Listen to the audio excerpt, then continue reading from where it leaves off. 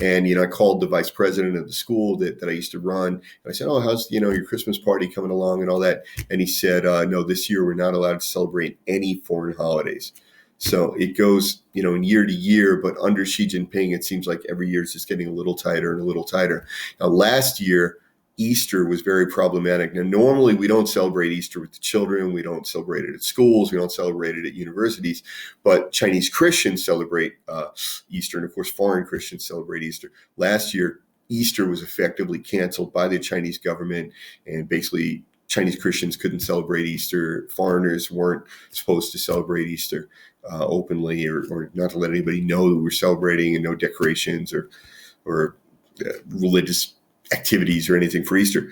Ramadan was effectively canceled last year as well. And the horrible thing is that China government tends to crack down more on the Muslims in Xinjiang than it does on the Hui Muslims.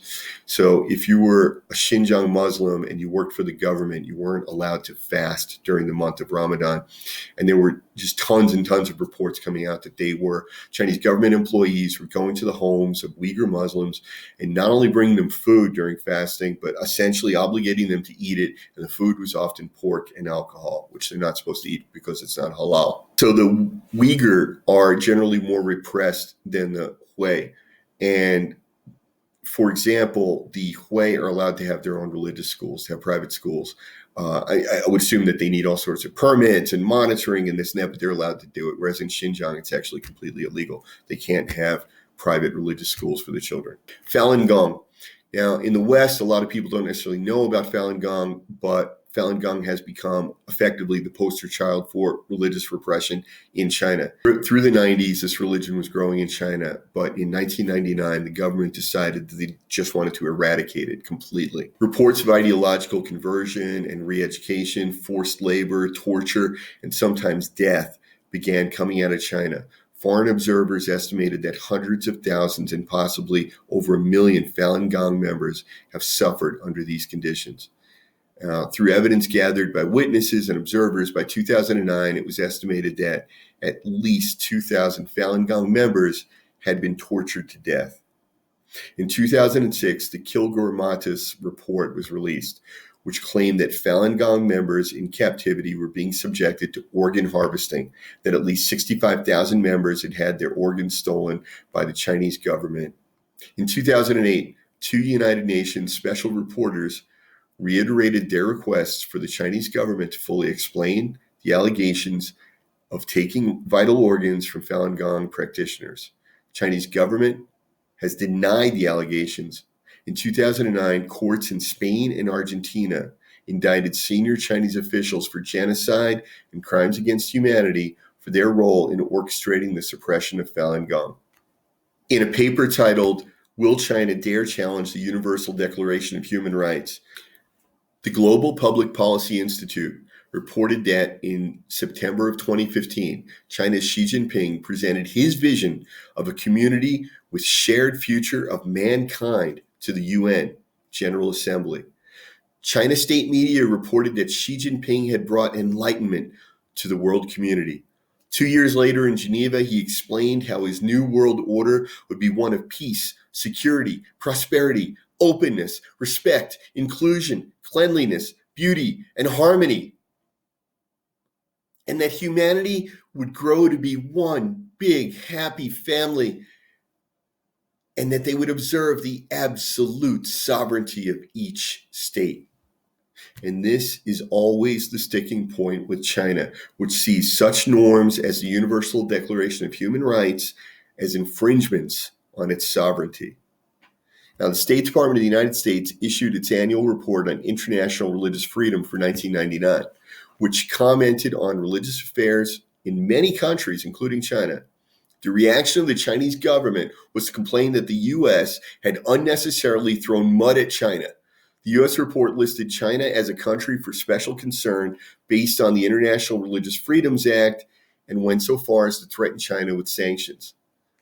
Senator Marco Rubio reported last April that reports had come out detailing how at least 500,000 Muslims had been detained in re-education camps in Xinjiang. In late 2019, the Xinjiang papers were leaked. More than 400 pages of international Chinese documents exposing the massive crackdown and the existence of detention camps in Xinjiang. The documents included scripts for government employees to answer questions from returning students. See, many Uyghur students were studying outside of Xinjiang. They were either in other parts of China or overseas. So they came back from holiday and their family's gone. So, of course, they go to the authorities and they go, "Where's my family?" And so if you've ever worked in sales, there are these script books where they go, okay, if the customer has this objection, you say this. If they ask you this, you say that. And they had this for the officials to answer the questions of Uyghur students.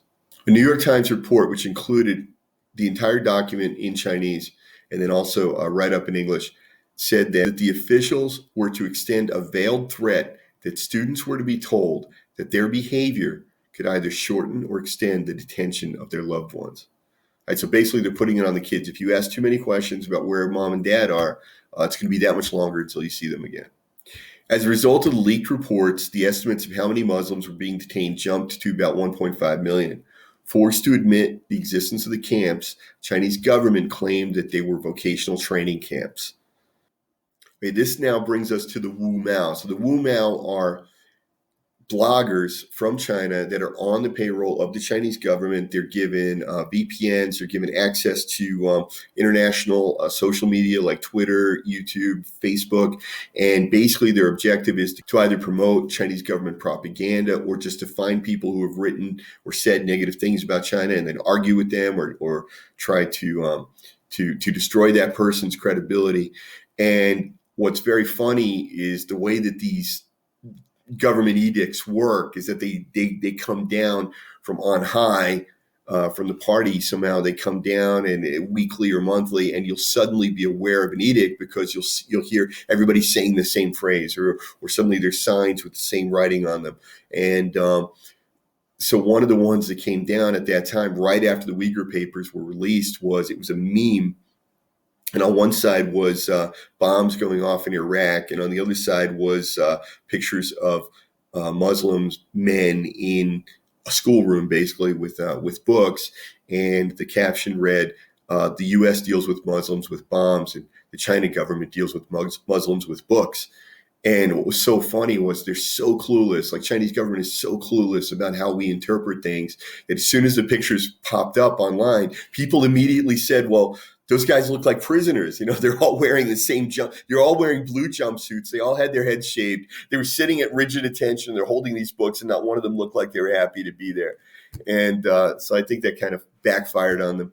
And then those memes disappeared, and that was replaced with some other argument. In September of 2019, the UN Human Rights Council reported that it had credible reports accusing the Chinese government of harvesting and selling organs from living Uyghur, Tibetan, Falun Gong, and Christians in detention camps. And the organs included kidneys, livers, hearts, lungs, cornea, and skin, often removed from living subjects, I would hope with some sort of anesthesia, but they were alive when these things were removed so that they would be fresher and healthier for transplant. And they were then sold for transplant. As various U.S. intelligence and communications agencies began warning against the security threat which Huawei 5G networks pose to U.S. and its allies, closer scrutiny came down on Chinese makers of facial recognition and biometric data systems, which it turned out were being used as tools of repression to monitor Muslims in Xinjiang, and according to U.S. Christian publications, were also being used to monitor places of worship around the country, including churches, temples, and mosques. A lot of these reports were claiming that in addition to using the facial recognition software and cameras and things to see who was going in and out of mosques and temples and churches and to identify them and then see where they were later in the day or who they were talking to or who they were meeting with, what they were doing. There were reports that they were even trying to define algorithms that would identify someone from the way that they walked, for example, if they were Uyghur or Han Chinese, so it'd be easier, sea of people to be able to pick out who is a Uyghur.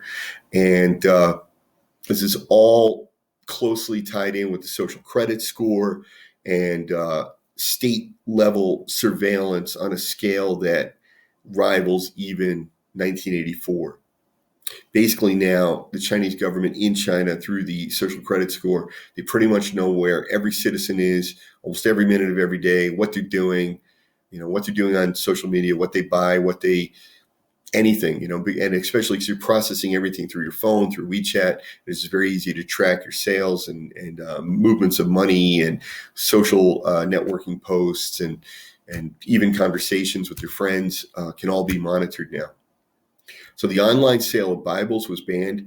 And when I moved house, I discovered that shipping companies were not allowed to ship copies of the Koran, which I later verified through a number of other sources. But what happened to me was I was moving house and the shipping company looked at my pile of books and they couldn't read English or anything, but they just asked me, they said, are any of these books Koran? And I said, no, they're not. And they said, okay, so we're not allowed to move the Koran. So I told that story to one of my British friends, and he told me when he was moving house, exactly the same thing came up, but he volunteered and said, but one of the books is a Bible. And the guy from the moving company, really just almost didn't even know what a Bible was. And he's like, no, they told us don't move the Quran. So, you can't even ship the Quran and you can't buy the Bible online anymore.